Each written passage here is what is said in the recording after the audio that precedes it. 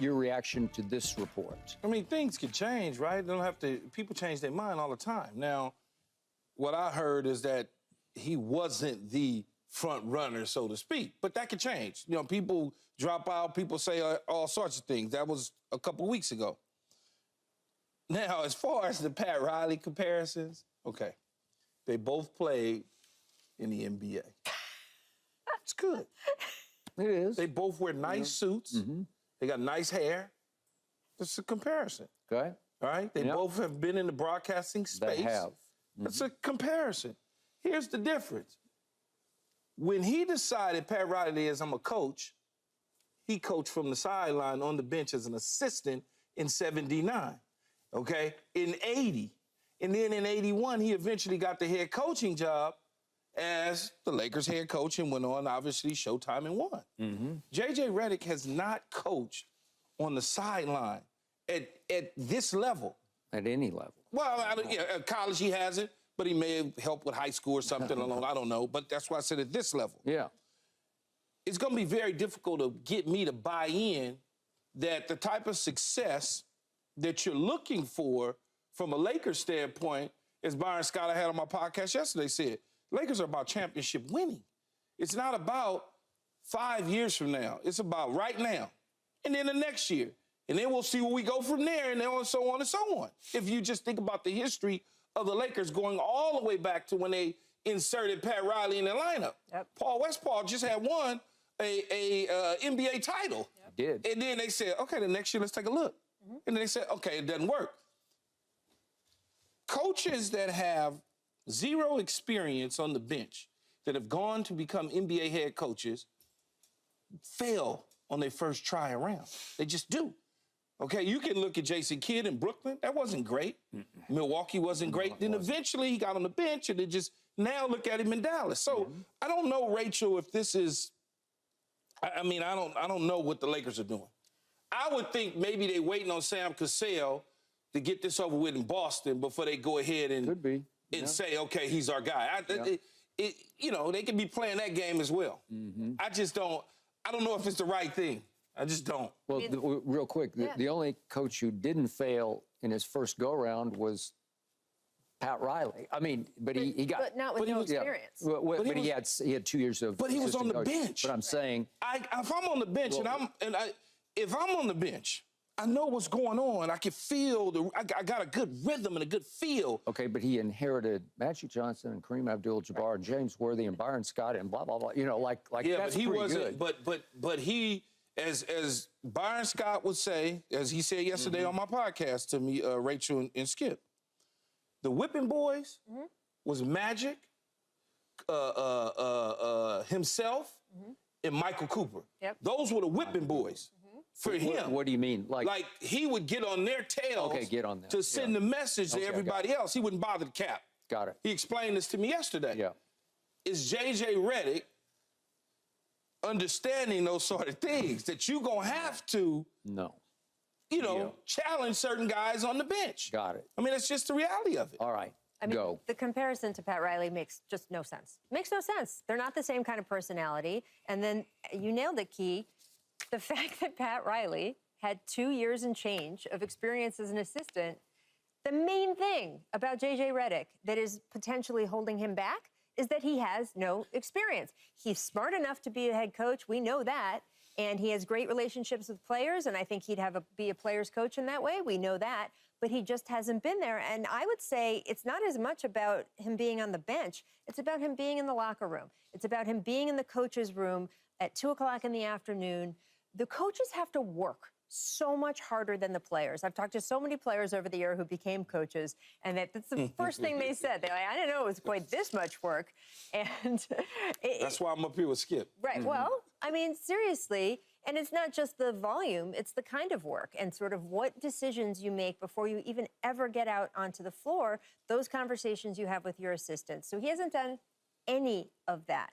So as good as he is eventually going to be as a head coach, and I believe he will be a head coach, and I believe he will be very good, he's not at that point where he has the experience to do it yet.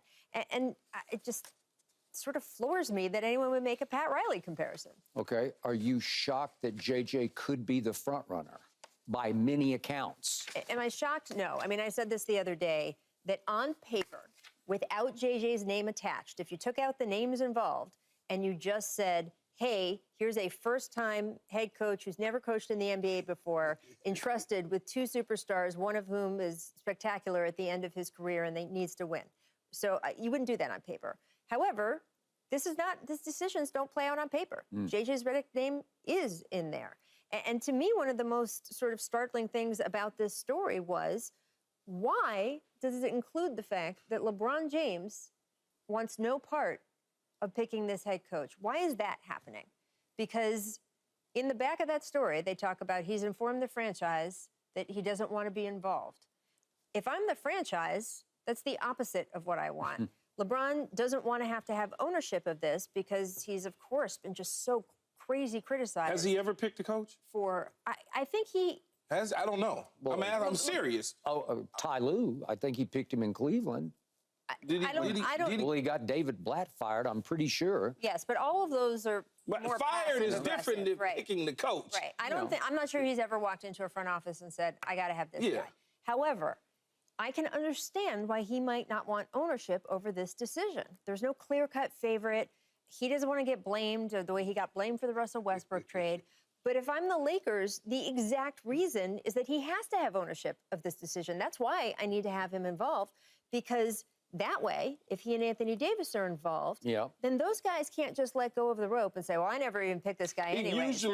But it usually does not work, as you know, Skip and Rachel, when someone picks a head coach. Magic picked Pat Riley when he didn't want to deal. It was me or you, and they said, okay, we're going to go with Riles. And Jerry West said, okay, it worked out. But it usually doesn't work out when players do that. Pick the coach, but he should be involved in those conversations. He's involved. According to the story, he's not. You don't think for 1 minute that he said, hey, man, do whatever you want to do with it. I like JJ. Y'all do whatever, and walked away from it. So that's picking it. I actually do think. And by the way, Rich Paul has come out and said just because they do a podcast together doesn't mean that LeBron wants him to be coach. And that's true, but I will not go to sleep for 1 minute thinking that LeBron didn't say to them at some point in time, I think JJ would be a good coach. That's picking a coach. Because it's one of those deals where I say, I think he'll be a good coach, and I leave it alone, and you do whatever you want to with it. You do, I'm going to give you the information, you do what you want to with it. Because if you don't think fat meat is greasy, try me. That's essentially what he's saying. Rachel, did LeBron and Anthony Davis deserve any blame for the addition of Russell Westbrook? Yeah, I mean, obviously, it's I pretty think well they did. reported that LeBron wanted him there. All right. Now, look back quickly, because I can see where Jeannie Buss, as we speak, can at least see some faint echoes of Pat Riley in JJ. Just on the surface, just faint echoes, just faint. Yes. Because she was there, she was 20 years of age, but her father was empowering her to help run the franchise.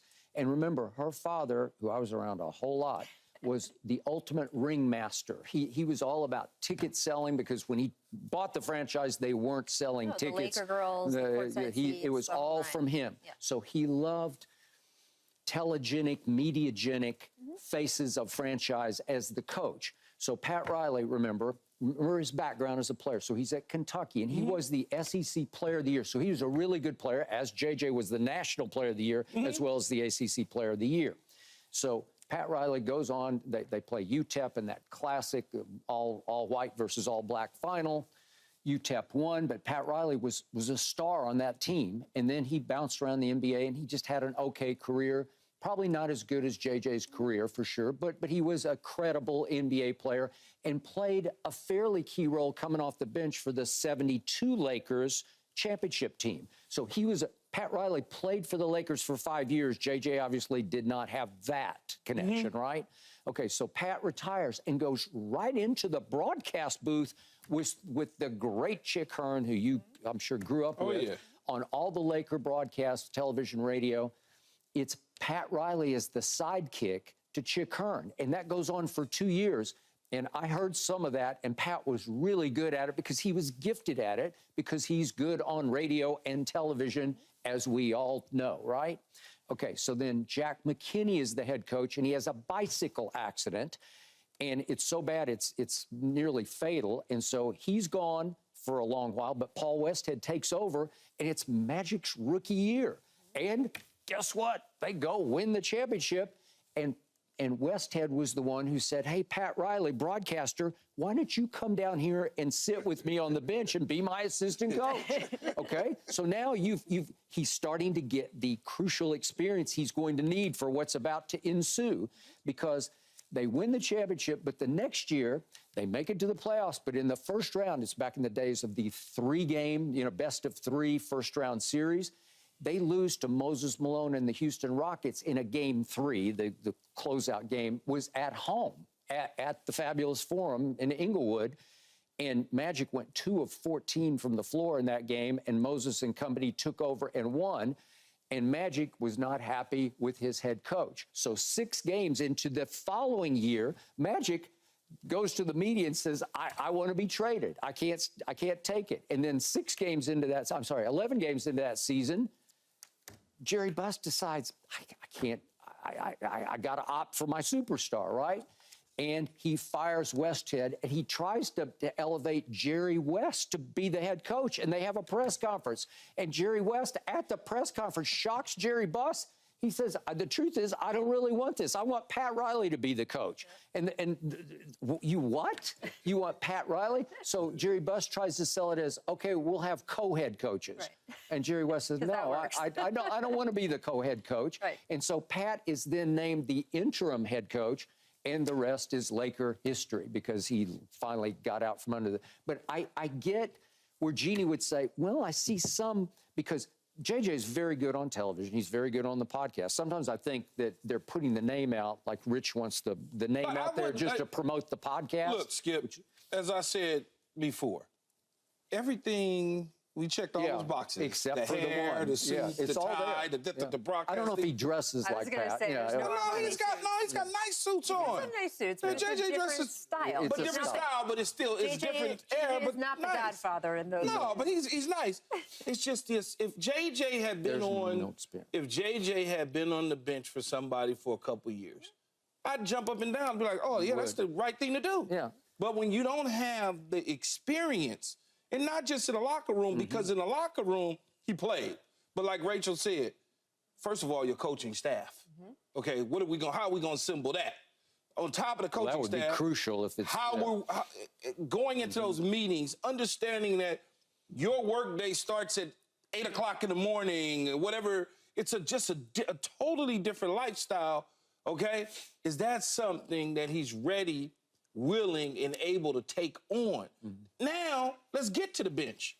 When you got veteran players that is like, Danny Ainge found that out in Phoenix with Robert Horry. When you got veteran players that don't want to hear that noise, things can go bad and it trickle down from one thing to the next. Are you willing to get in LeBron James' rear end if something goes wrong? Are you willing to challenge Anthony Davis? I think he would be willing to do that. Doesn't concern me. I think he would be willing to do that. I really do. I think that JJ has made it clear in the media career that he's had that he is not afraid of going at big players. And honestly... But that's media sitting up here talking about it in the media opposed to me looking at you side by side right now. When I call a timeout, it's a big difference. I think it's a little easier when you're right across from someone because you have more of a relationship and you have more right to criticize them than if you're just talking on a TV show. However, I thought the point you made about where Pat Riley did his broadcast career is also really important. LA, he was with the local broadcaster. So every single game they played for those 2 years, he watched. He did. He was analyzed, and had a much better sense of how those players could work together. JJ watches a ton of games. I want to be very clear. He's not a slacker in that department. But you can't watch all 82 of every team. And so, again, that's an area where Pat Riley had an advantage. And then again, the 2 years and change of being on that bench with those players, it's not the same. There's no comparison here to me. It doesn't mean that JJ shouldn't coach them, but there's just no comparison to Pat. Yeah, and he had deep relationships with every player because he'd been close to a championship situation and a flameout situation. So he'd been through the gamut with all those players and had relationships with all the players. When Pat took over as the head coach, he was 36. So JJ turns 40 in another month or so. So they're in the ballpark. The only other similarity is they're both 6 feet 4 inches tall, which sometimes helps in the locker room. At least you have some stature, you know, like what you're about that height. Yeah, no, right? JJ's a nice size player. Yeah. I just know how players react to coaches. Yes, sir. You know, I don't care what, it could be the 9th guy on the bench. You know, you got to gain that respect from that particular player. Yeah. I would think LeBron would respect him. I know he respects his No, I'm not X's talking and about O's. LeBron. Yeah, right. I'm not worried about it. See, everybody keeps talking about LeBron. It's I'm Anthony talking about Davis. everybody else. That you gotta coach everybody. You can't just coach LeBron James. You got to start there, but You it know, helps. Yeah. And Ty Lue, well, we'll get to that. No, we will. By the way, Anthony Davis made first team all defense. Interesting. I voted for him. He's Did a good you really? defender. Why would that be interesting? Oh, I don't know. He's really good. Really good. Actually, I might have voted him on second. Seemed like, didn't Paul make a point yesterday? He was, when we were talking about top 5 or top 10 players. I think he's a top 5 player. That's just me. But thanks for watching, Undisputed fans. Do you want more highlights from the show? Make sure to click that subscribe button for all the exclusive content from Undisputed.